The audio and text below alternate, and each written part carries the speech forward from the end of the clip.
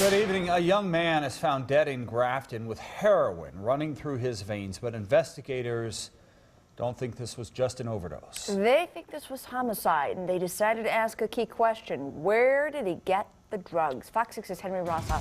He's live in Grafton with what happened the very next day.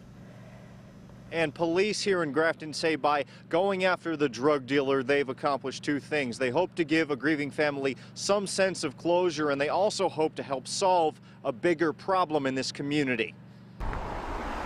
Inside a quiet, snow-covered house on Chestnut Lane, tragedy strikes just 3 days into the new year. We received a call of a lifeless individual. It's another 20-something dead from a drug overdose, but not another closed case for Grafton police. We conduct an investigation of death scenes as if it's a homicide until we prove it different. And in this case, Grafton Police Chief Charles Wenton says it didn't take long for his officers and the Ozaukee County Sheriff's Drug Task Force to zero in on Joshua Gray.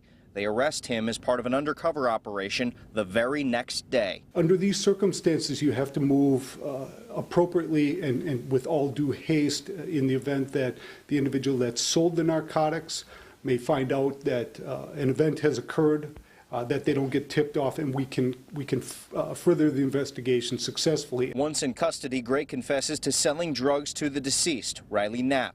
Gray is now charged with first-degree reckless homicide. Wenton says the charge sends a message to anyone else who'd consider dealing drugs in Grafton. Stay away.